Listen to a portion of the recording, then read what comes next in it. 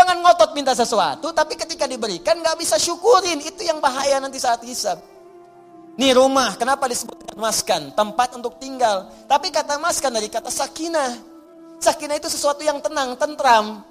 Ciptakan ketentraman di rumah, ciptakan ketenangan di rumah. Kalau sudah punya rumah, bikin suasana tenang di rumah. Jangan di rumah ribut terus.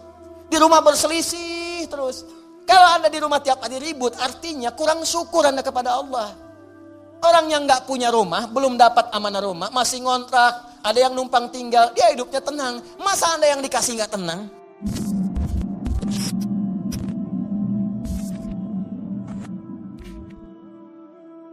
Ketika menggunakan dhammah disebut dengan mubtada. Perhatikan, alhamdu, sifatnya mubtada, hukumnya disegerakan.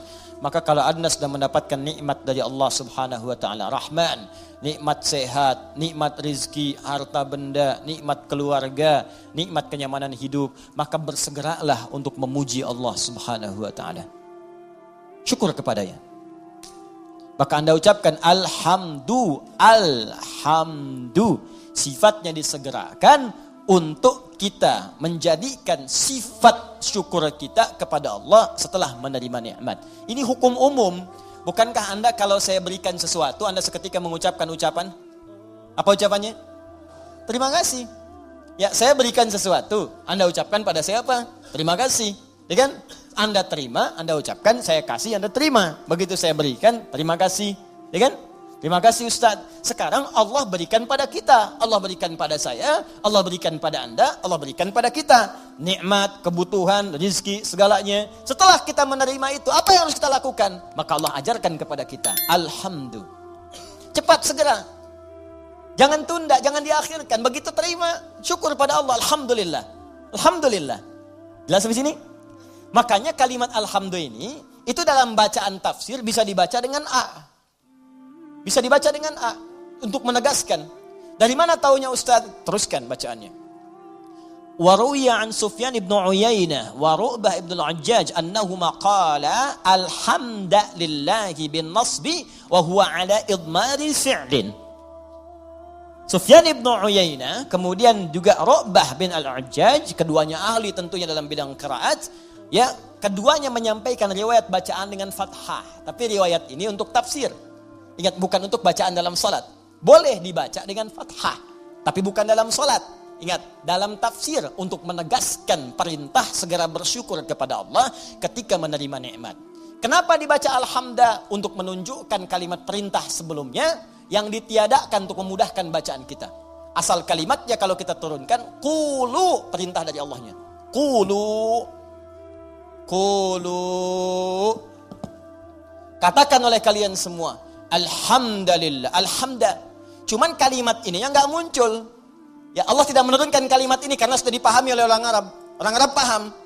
Dari mana pahamnya? Karena menggunakan dhammah. Dhammah ini sifat segera. Jadi sifat segera itu gak dikasih tahu pun sudah paham, harus segera bersyukur. Cuman kita ini yang bukan orang Arab kadang gak ngerti kenapa mesti dhammah.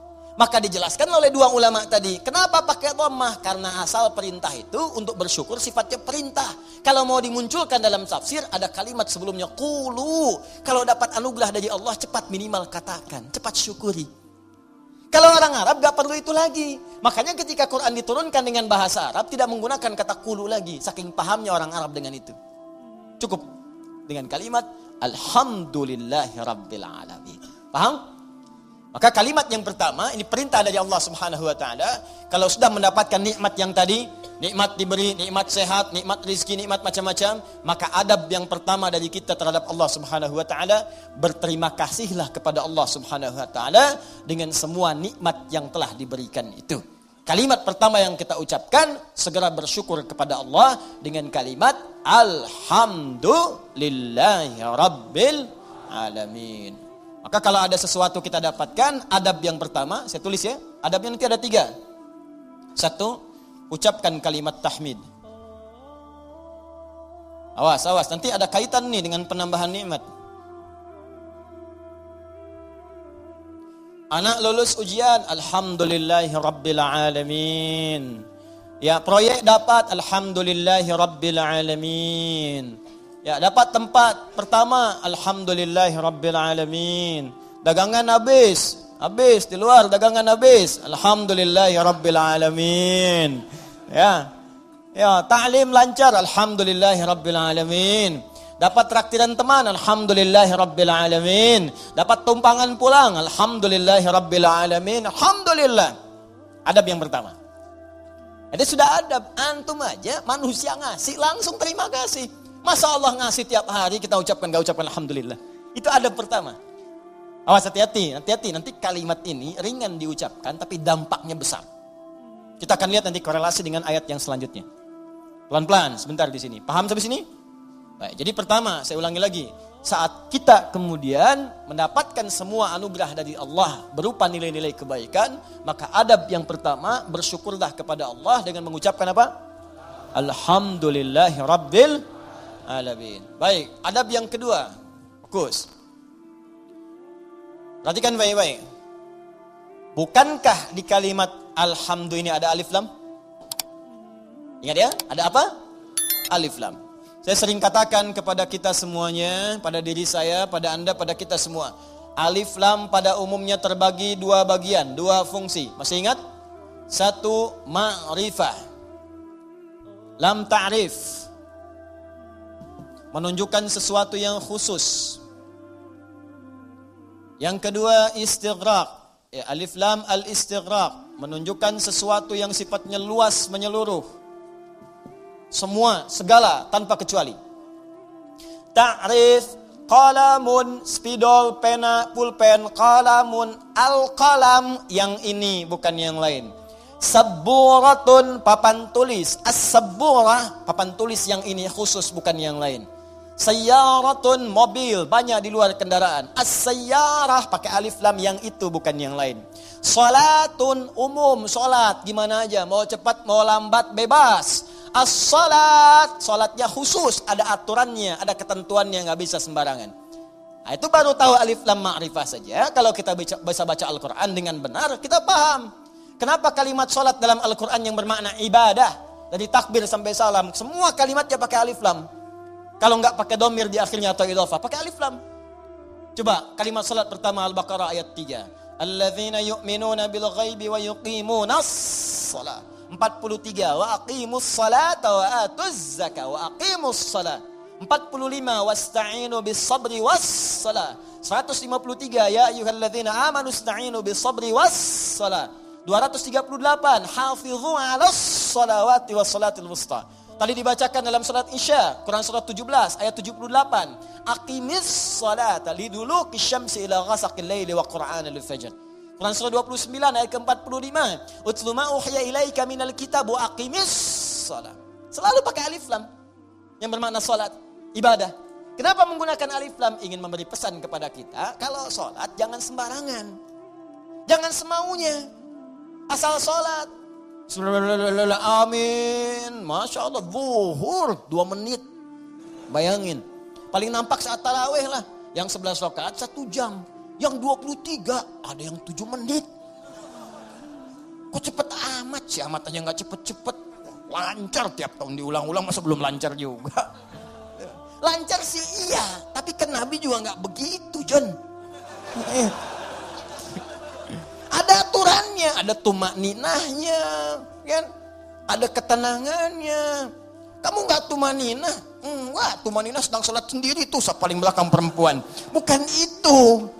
Tenang, bacaan nyaman, fasihnya, kan ada harakatnya, ada tajwidnya, ada sifatnya, ada makhrajnya, ada ketenangannya, ada doanya. Itu aturan, pakai alif lam.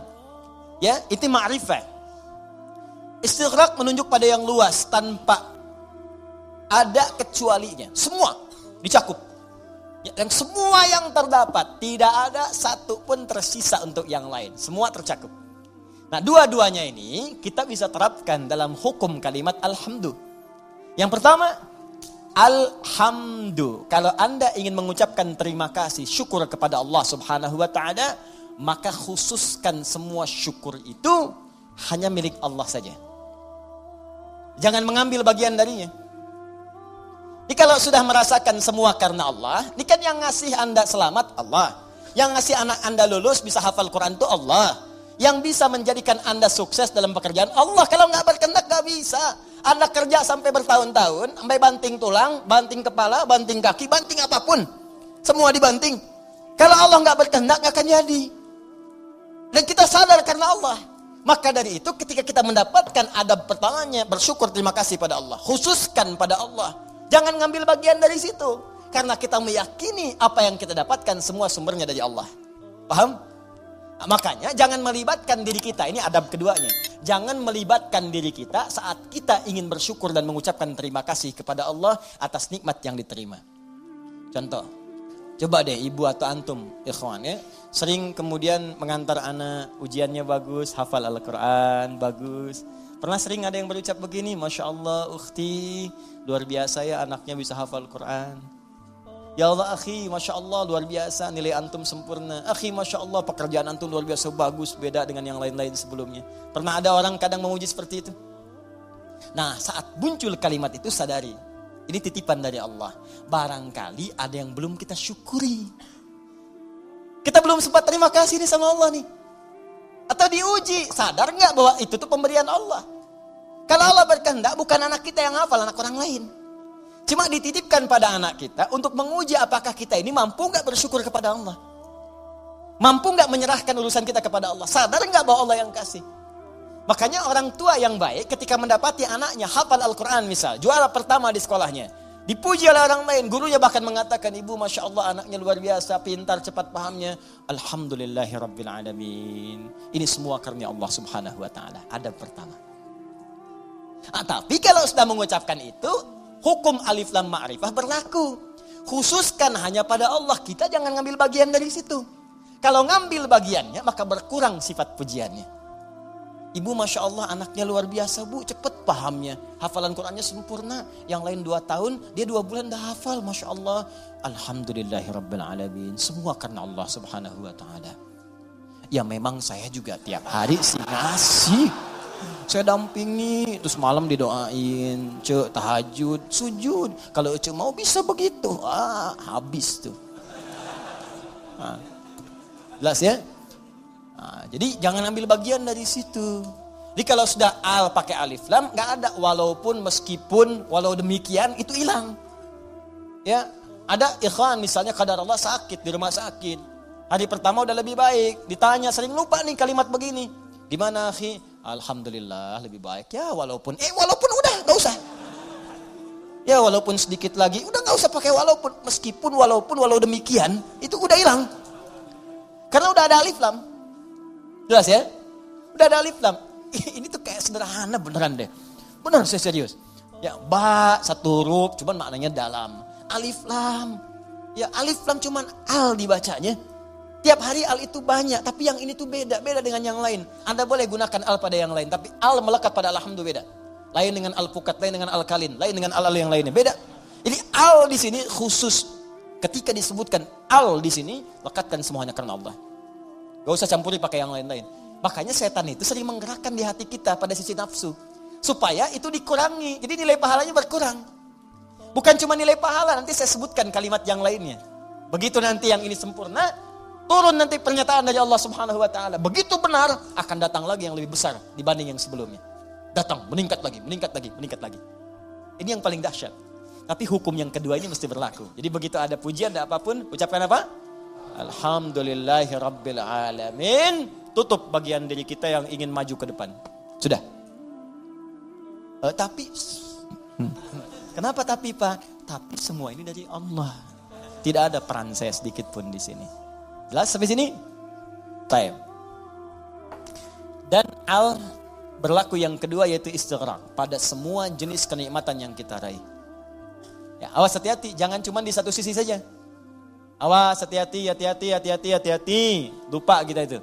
Dapat yang terasa materi, alhamdulillah. Iya. Alhamdulillah. Dapat proyek, dapat promosi, alhamdulillah. Keturunan, alhamdulillah. Alhamdulillah. Tapi lupa. Bukankah mata ini kadang dirawat oleh Allah untuk tidak sakit?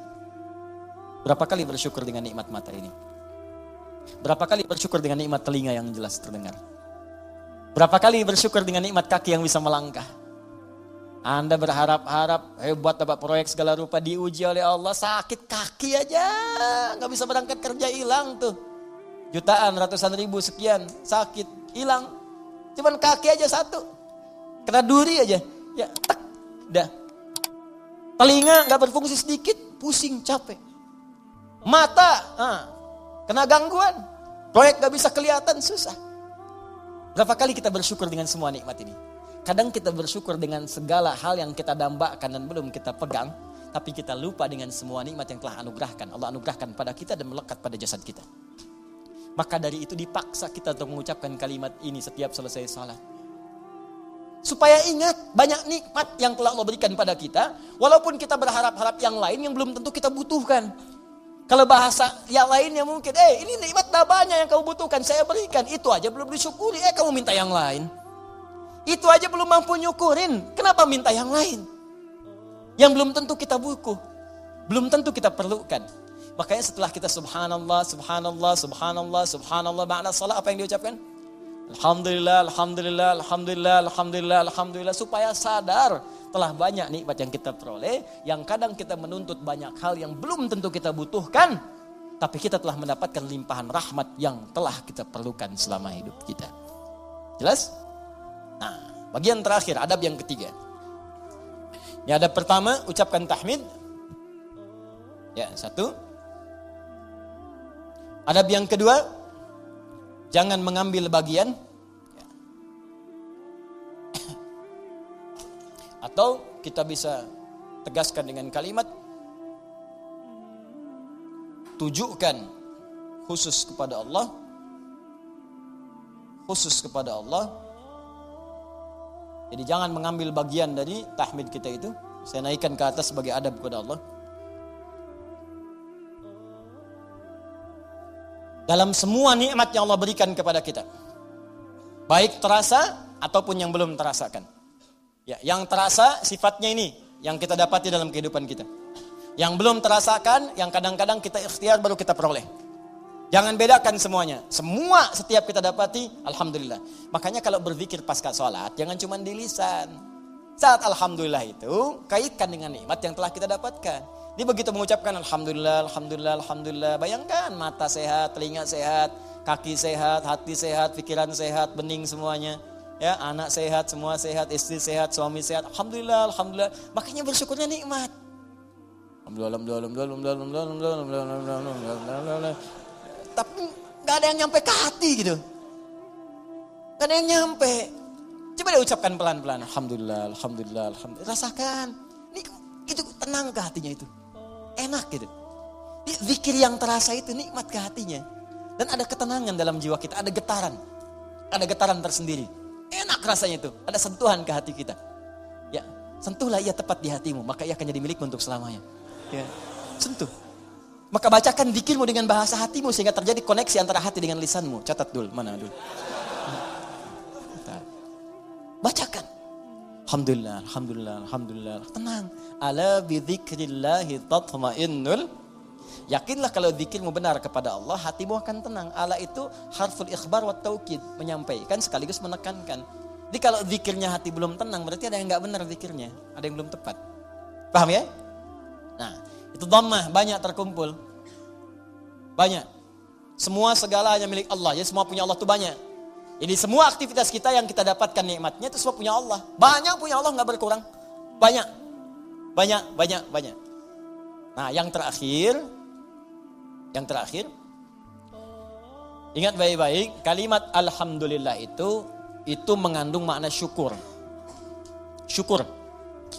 Ya, kalau manusia berterima kasih, kalau kepada Allah kita bersyukur. Baik.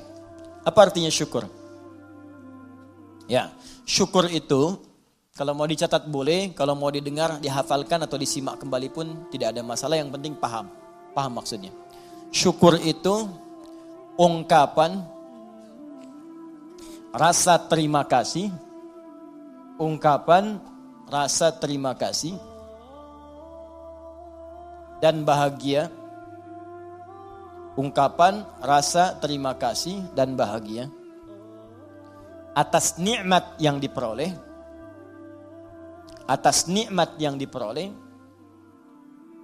dengan cara menggunakan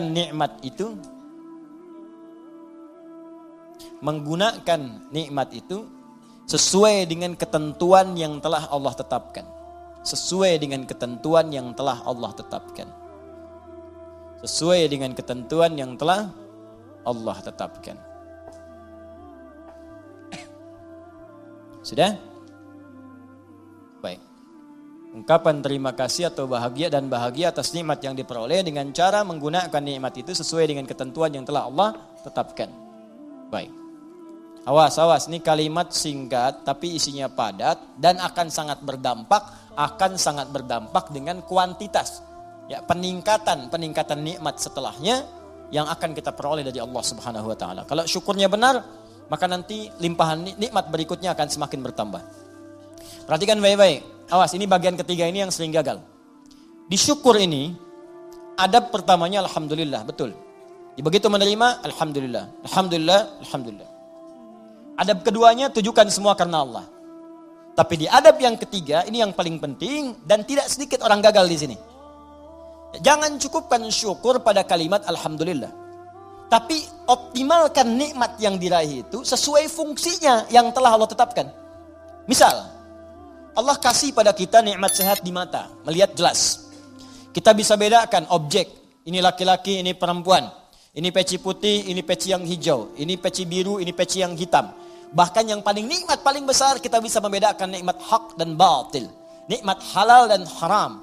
Ini halal, itu haram. Baik, ini hak, ini batil. Jujur itu hak, dusta itu batil. Mencari dengan yang benar, itu hak, korupsi itu haram, batil. Itu nikmat luar biasa. Ini tayangan yang hak, ini yang batil. Baik, ketika kita dapatkan semua nikmat itu, maka syukuri. Maka cara mensyukurinya, gunakan mata ini, nikmat mata, untuk melihat sesuai dengan apa yang telah Allah tetapkan. Apa fungsi mata yang telah Allah tetapkan? Bukan sekadar melihat. Saya sering sampaikan, dalam Al-Quran, fungsi mata itu bukan sekadar melihat. Untuk manusia diikat dengan kalimat, melihat yang baik-baik. Bahkan tegas kalimat Qurannya, palingkan ketika yang dilihat itu tidak baik menurut Allah. Ini nggak baik nih, palingkan. Di mana ditemukannya? Di Quran surah ke-24 An-Nur. Ayat berapa Ustaz? Ayat 30 untuk laki-laki. Apakah perempuan ikut? Ikut, bahkan harus. Ayat 31-nya perempuan. Bahkan iman kita dipertaruhkan di situ. Qul lil mu'minina yaghuddu min absarihim. Katakan pada pria-pria yang masih merasa punya iman, kalau enggak punya iman, ya enggak masalah. Karena imannya enggak ada, maka enggak ada rem dalam dirinya. Karena iman enggak ada, maka enggak ada petunjuk pada hatinya. Di hati itu ada iman. Kata Allah, kalau hatinya ada iman, maka iman itu akan merambat ke seluruh anggota tubuhnya. Saat dia naik ke mata, yaghuddu min absarihim, maka imannya akan menunjukkan apa yang harus dilihat oleh matanya. Ketika yang dilihat itu tidak benar menurut imannya, maka dia akan palingkan dari pandangan itu. Nah, jadi kalau ingin mensyukuri nikmat mata, pakai mata ini untuk melihat yang benar-benar. Yang baik-baik menurut Allah. Itu tandanya kita bersyukur dengan nikmat. Dan tanda yang kedua, iman kita masih ada. Masih kuat. Jadi kalau kita mengatakan alhamdulillah nikmat mata. Tapi mata dipakai pada yang tidak benar. Itu bukan syukur namanya. Apalagi pas diucapkan, pas dilihat yang gak benar. Gambar apa ini? Ini nih, gak benar nih gambar nih. Alhamdulillah. Nah, alhamdulillah, pandangan pertama, selanjutnya kan gak boleh. Kalimatul haq, yuradu bihal batil. Ya, kalimatnya benar, cuma ditempatkan di tempat yang salah. Paham? Nah, jadi coba cek deh. Katanya alhamdulillah, tapi mata masih dipakai pada yang tidak baik. Berapa kali Anda melihat gambar yang tidak tepat saat membuka status? Saat mengupdate status? Saat melihat browsing, searching, berita di internet. Saat membuka handphone, berapa kali iklan tampil. Kemudian mata kita bisa mengelak dengan cepat. Pindahkan pandangan. Itu baru satu. Belum telinga. Nikmat telinga, gunakan telinga sesuai dengan fungsi yang telah Allah tetapkan. Kata Allah, jangan dengar yang tidak baik. Ya ayyuhalladzina amanu, hai orang-orang masih merasa punya iman. La yaghtab ba'dukum ba'dha, jangan dengarkan gibah. Jangan bergibah, jangan dengarkan gibah. Jangan bikin acara gibah, jangan jadi pelaku gibah. Sekarang dikemas, jadi acara TV. Itu yang repot, gibah. Ya, bikin situ tulisan. Memang kadang-kadang gini, kalau maksiat itu jangan dikemas-kemas. Semakin dikemas kelihatannya semakin bagus. Dijualnya jadi menarik. Bikin aja title yang langsung tunjukkan pada tingkat maksiatnya. Ya. Jadi kalau ada tayangan-tayangan gosip, langsung antum sebarkan berita, tayangan gibah. Gitu aja. Sebarin tuh ke yang lain, share. Tayangan gibah, terus turunkan ayat Quran di bawahnya. Khusus bagi orang Islam saja supaya nggak jadi tersangka nanti. Gampang. Udah. Paham ya? Nah, ini gitu aja, nanti hilang sendiri. Ya, jadi dan jangan jadi pelakunya, katanya muslim tapi jadi pelaku gibah. Aneh. Jelas ya, iman kita dipertaruhkan di situ. Tuh, itu baru mata ke telinga, belum ke lisan. Ya lisan pakai untuk apa? Bicara yang benar. Makanya Nabi itu mengikat dua saja. Maaf, man kana yu'minu, iman lagi tuh. Man kana yu'minu billahi wal yaumil akhir falyaqul khairan aw liyasmut. Siapa yang masih merasa beriman pada Allah dan hari akhir. Kenapa ada hari akhir? Menunjukkan hisab. Dihisab. Wafat dihisab. Itu penegas tuh. Jadi kalau melanggar ketentuan ini, maaf berarti iman bermasalah. Yang kedua merasa ringan saat dihisab. Falyaqul khairan, katakan yang baik-baik. Jadi kalau masih punya iman, yang enggak baik itu akan dikatakan. Apa yang enggak baik? Banyak, dusta. Wailul lil mukadzibin, celaka para pendusta. Dusta itu enggak baik. Kalau dusta akan celaka. Gibah, ya celaan, makian, perselisihan, enggak baik. Makanya kalau Anda rajin ikut taklim tapi rajin berselisih, ada yang aneh tuh. Aneh. Katanya taklim, katanya mendekat pada Al-Quran, katanya ingin praktekkan Al-Quran, tapi melanggar isi Quran, aneh. Aneh. Anda belajar di mana? Quran mana yang Anda praktekkan? Mana iman Anda? Taklim itu menguatkan iman, bukan melanggar iman. Itu poinnya. Jadi kalau Anda dekat dengan Allah, itu semua tubuh kita akan dijaga. Lurus pada nilai-nilai kemuliaan. Jelas sampai sini? Itu teman-teman, itu baru tubuh kita. Belum yang lain. Ini saya tanya pada Anda. Ya, mulai dari pakaian, alas kaki, rumah, ya, kendaraan. Pertanyaan saya, berapa nikmat yang telah kita peroleh, yang telah kita gunakan sesuai fungsi yang telah Allah tetapkan kepada kita. Makanya pelajari dulu sebelum meminta kepada Allah. Ya Allah, berikan aku anugerah rumah. Apa fungsi rumah menurut Allah dan Rasulnya? Turunkan. Ada fungsi rumah untuk berzikir, fungsi rumah sebagai naungan. Fungsi rumah itu ada 3-4 dalam Al-Quran. Ada manzil, kenapa rumah disebut dengan manzil? Ada bait, kenapa disebut dengan bait? Ada dar, kenapa disebut dengan dar? Ada maskan, kenapa disebut dengan maskan? Ada di situ turunannya, pelajarin dulu. Jangan ngotot minta sesuatu, tapi ketika diberikan gak bisa syukurin. Itu yang bahaya nanti saat hisab. Nih rumah, kenapa disebut maskan? Tempat untuk tinggal. Tapi kata maskan dari kata sakinah. Sakinah itu sesuatu yang tenang, tentram. Ciptakan ketentraman di rumah, ciptakan ketenangan di rumah. Kalau sudah punya rumah, bikin suasana tenang di rumah. Jangan di rumah ribut terus. Di rumah berselisih terus. Kalau Anda di rumah tiap hari ribut, artinya kurang syukur Anda kepada Allah. Orang yang gak punya rumah, belum dapat amanah rumah, masih ngontrak. Ada yang numpang tinggal, dia hidupnya tenang. Masa Anda yang dikasih gak tenang? Padahal tempatnya disebut maskan, tempat untuk tenang. Ustadz, kenapa saya gak tenang? Karena Anda gak belajar turunan dari maskan. Maskan itu sifatnya sakinah. Sakinah itu dibawa ke rumah tangga. Ayatnya Quran 30, surah 30 ayat 21. Pelajari ayatnya. Di situ ada sakinah. Sakinah dapat, mawadah turun. Mawadah turun, rahmat dapat. Di situ disingkat sakinah, mawadah, rahmah. Disingkat jadi samara. Dibawa ke dapur jadi sambara. Itu. Ini kan pernikahan seperti sayembara, tebak-tebakan. Anda mendapatkan samara, tapi Anda tidak menggali hikmahnya. Bagaimana bisa meraihnya? Anda mendapatkan pengen sakinah, tempatnya maskan yang punya Allah. Tapi Anda sendiri jauh dari Allah. Bagaimana bisa mendapatinya? Makanya fungsi rumah yang kedua disebut bait. Bait itu dari bata yabitu, baitan, tempat menetap. Tapi bukan sekedar menetap. Karena dalam Al-Quran ketika disebutkan bait, sesuatu yang mendekatkan diri dengan Allah. Makanya Ka'bah disebut bait. Quran surah ketiga ayat 96. Inna awwala baitin wudi'a linnasi alladhi bibakkata mubarakah. Sungguh rumah pertama yang ditetapkan untuk manusia itu apa? Ka'bah yang terletak di Mekah yang diberkahi. Kenapa Ka'bah disebut dengan bait? Untuk menunjukkan setiap fungsi bait itu menghadap ke arah Ka'bah. Kenapa disebut menghadap ke Ka'bah? Untuk menunjukkan ketaatan kita kepada Allah. Ibadah. Diturunkan di hadis Nabi. Pakai zikir. Rumah yang tidak digunakan untuk berzikir seperti kuburan, sepi. Bukan sekedar zikirnya. Karena dengan zikir itu kita menjadi lebih dekat dengan Allah. Ketika dekat dengan Allah, rahmat turun. Begitu Joni cara memahaminya. Ini rumah dibangun-bangun, di luas-luas, tapi jauh dari Allah. Ya gimana bisa nyaman tinggal di rumah? Luasin. Silahkan aja luasin. Kandang ayam juga luas. Main ke Subang tuh banyak kandang ayam. Kandang ayam juga luas. Apa bedanya rumah Anda dengan kandang ayam? Apa beda rumah Anda dengan Ragunan? Ragunan juga luas tuh, kandang singa luas begitu. Luas. Apa bedanya? Bedanya pakai zikir. Zikir. Apa itu zikir? Banyak di Quran. Salat zikir, Quran surah 20 ayat ke-14.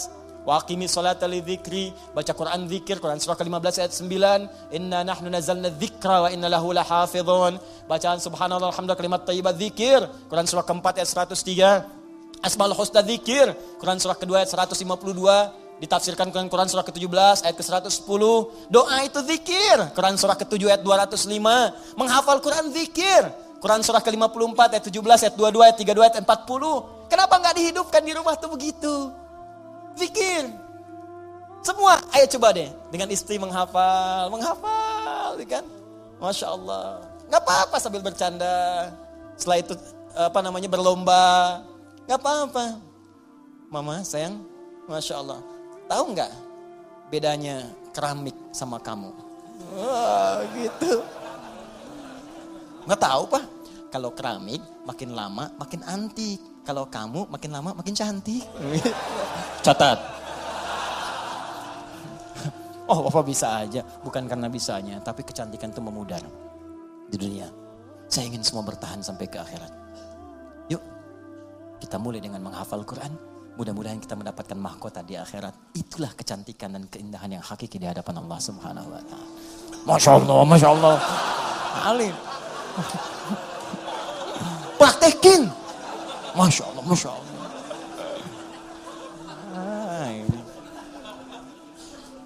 Paham? Dibikin status.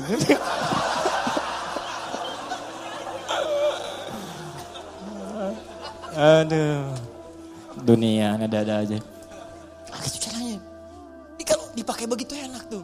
Coba lah anak-anak. Kalau lihat anak tuh lagi kosong dia baca Quran, lagi main tiba-tiba baca Al-Mulk, baca Al-Qalam, baca macam-macam.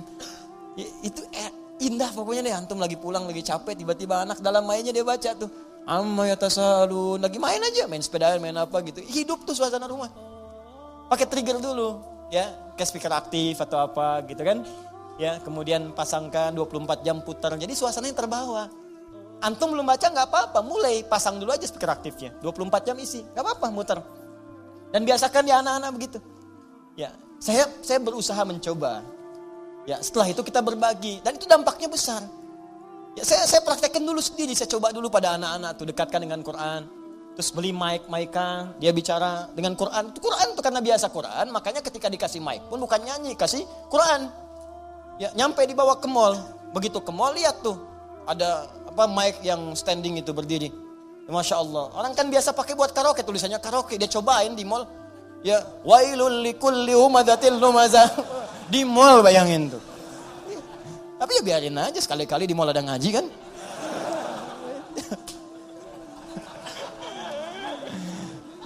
Tapi ya begitu gitu.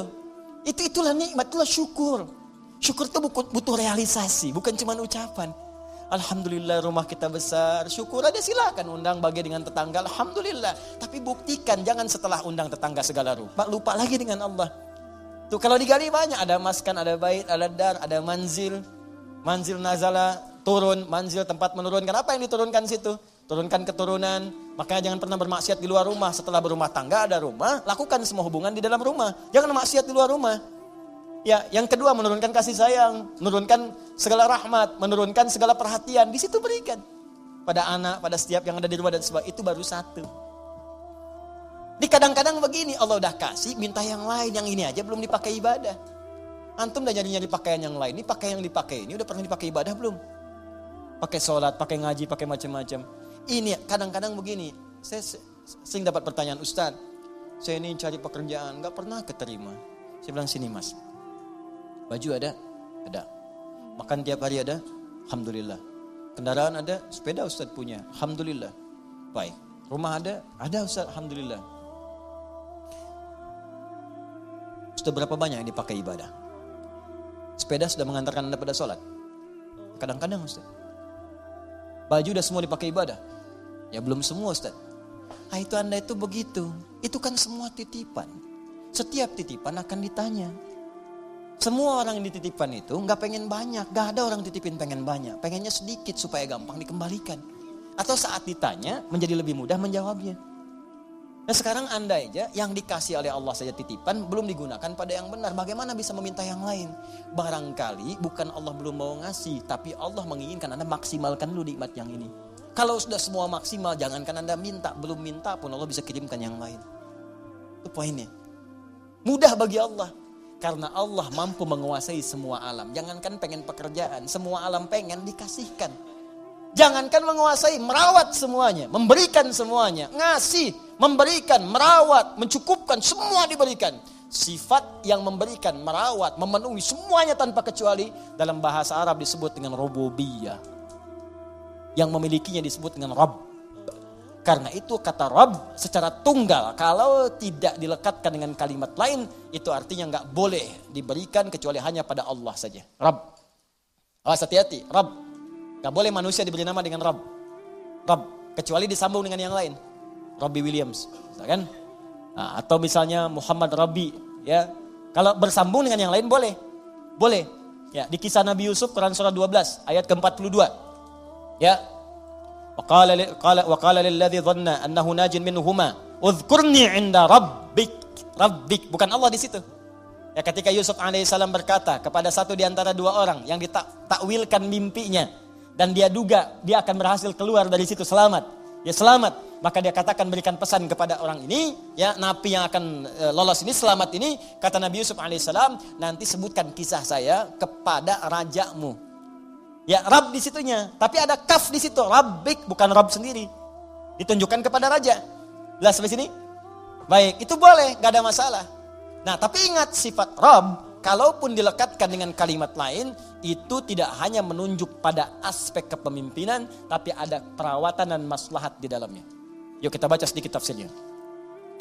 War-rabbu huwal malikul mutasarrif wa yutlaqu fil lughati ala as-sayyid wa ala al-mutasarrif lil islah wa kullu dhalika sahihun fi haqqillah ta'ala. Kata Rabb itu hanya milik Allah Subhanahu wa taala. Bermakna malik yang memiliki segalanya. Mutasarrif yang berkehendak untuk menggunakan pada apapun yang dikehendakinya pada semua yang dimilikinya. Terserah Allah. Terserah Allah. Nih, maaf ya. Maaf sekali lagi, maaf. Ini tangan punya siapa? Ya Allah. Nah, mata punya siapa? Ya Allah. Telinga punya siapa? Nah, karena punya Allah, terserah Allah, ya Allah yang punya. Iya kan? Sekarang yang punya nitipin ke kita supaya kita pakai. Makanya kita katakan inna lillah, kita itu punya Allah. Inna lillahi, kita semua punya Allah. Wa inna ilaihi raji'un. Karena kita punya Allah, besok lusa kita pulang kepada Allah. Karena kita punya Allah, mata punya Allah, telinga punya Allah, tangan punya Allah, terserah Allah. Maka Allah bikin aturan. Karena kamu punya saya yang ciptakan. Nih cara menggunakan semua jasad dalam tubuhmu. Pakai sesuai petunjuk pemiliknya. Tangan gunakan begini, mata gunakan begini. Makanya kalau tangan dipakai maksiat, Allah marah yang punya. Wasariqu wasariqatu faqtu aydiyahuma, kata Allah, tangan, saya kan suruh gunakan yang baik. Kenapa dipakai mencuri? Daripada pakai mencuri, potong aja tangannya. Yang punya marah. Saya punya motor saya titipkan pada Anda. Saya bilang pakai motor ya, pakai yang baik-baik, buat taklim, buat cari nafkah. Anda pakai motor buat maksiat, rampok orang pakai motor itu. Saya marah nggak? Marah. Motor Anda tabrak-tabrakin, bemper pengok, spion hilang, itu kan? Semua habis. Marah nggak saya? Marah. Ini tubuh kita punya Allah, dipakai maksiat, ya wajar Allah marah.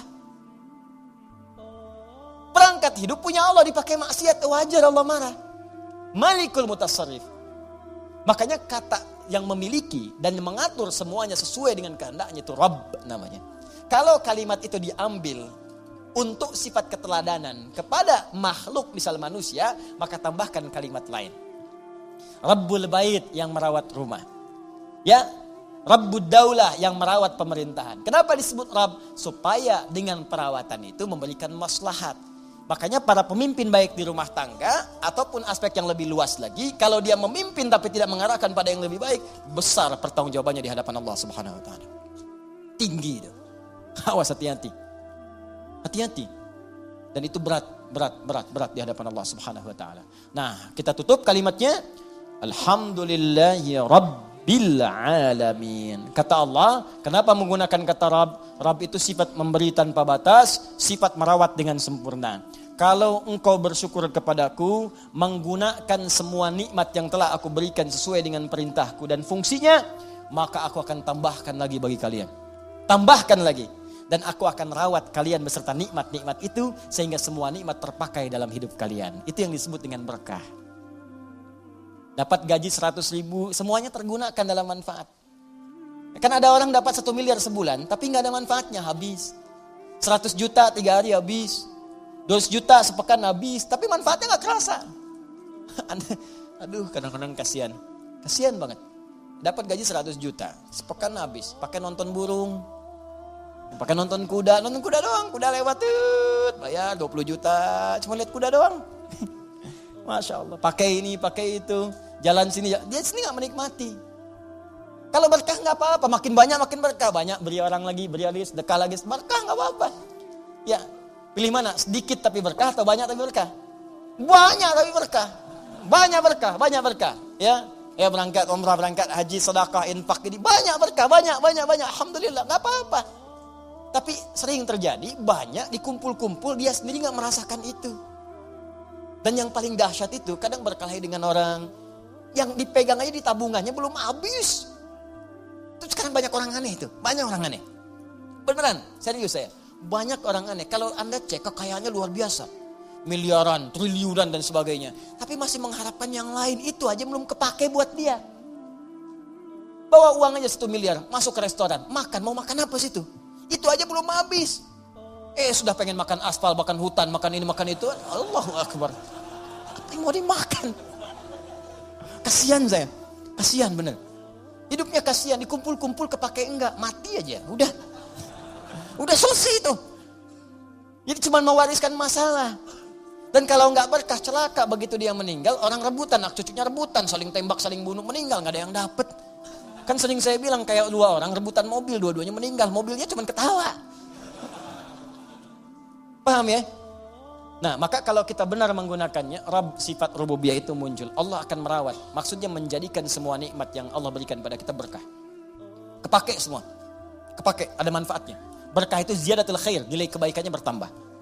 Nah, kemudian sifat Allah untuk memberikan tambahan itu dialihkan, diuraikan pada kita dengan melimpah. Tambah. Kata Allah, jangankan rumahmu yang kecil itu, semua alam saja tanpa batas saya bisa rawat. Jangankan kau minta yang sedikit, minta semua alam pun aku berikan karena aku Rabbul Alamin.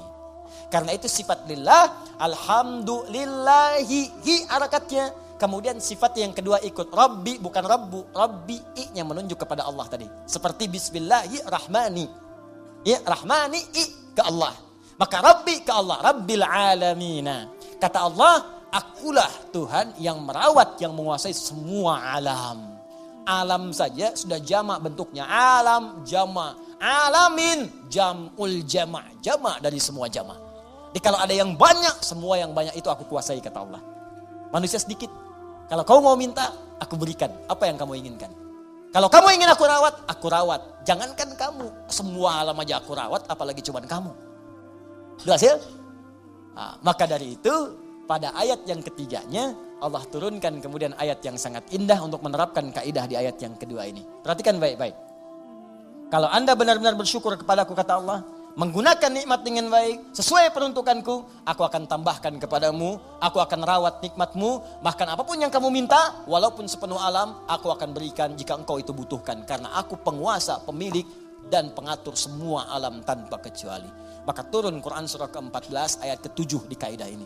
La in syakartum la azidannakum. Kalau engkau bersyukur kepadaku, la azidannakum, maka aku akan tambahkan kepadamu. Masih ingat teman-teman sekalian? Kalimat alhamdulillahirabbil alamin, bukankah kalimat syukur? Syukur atas apa? Nikmat yang kita peroleh. Di mana nikmatnya? Di kalimat ayat pertama. Bismillahirrahman. Rahman nikmat dunia, Rahim nikmat akhirat. Saat mendapatkan nikmat dunia, alhamdulillah. Begitu kita alhamdulillah, benar alhamdulillahnya, Allah tambahkan rahmannya. Syukur lagi, Allah tambahkan rahimnya. Pahala tambah lagi, rahmannya tambah, lipatkan lagi. Sekarang motor, besok mobil. Sekarang mobil, besok bis. Sekarang bis, besok kereta. Nambah. Karena itu ketika Anda alhamdulillahirrabbilalamin, maka Rahman dan Rahim Allah akan tambahkan. Rahman dunia, Rahim dalam urusan akhirat. Karena itulah pada ayat selanjutnya turun lagi kalimat Ar-Rahmanir Rahim. Untuk menegaskan ketika Anda benar bersyukur kepada Allah, maka sifat Rahman dan Rahim berupa pemberian Allah akan terus dilimpahkan kepada kita. Dan itu janji Allah dalam kalimat La in syakartum la azidannakum. Maka selesai pembahasan dua ayat sekaligus, ayat yang kedua dan ayat yang ketiga. Sekarang pertanyaannya, kalau ada orang yang tidak bersyukur dengan semua itu, dan dia merasa itu punya dia. Seperti Korun pernah dicontohkan dalam masa-masa yang lampau. Sekarang muncul lagi korun-korun milenial misalnya. Ya, korun-korun kekinian. Maka penting kita ingatkan, ada ancaman yang berlaku dalam Al-Quran dan penegasan tentang apa yang terjadi jika seseorang merasa memiliki bukan sebagai titipan yang harus tingkatkan syukurnya kepada Allah Subhanahu wa taala. Itu nanti yang kita bahas di pertemuan berikutnya dengan turunnya ayat yang keempat, Maliki Yaumiddin.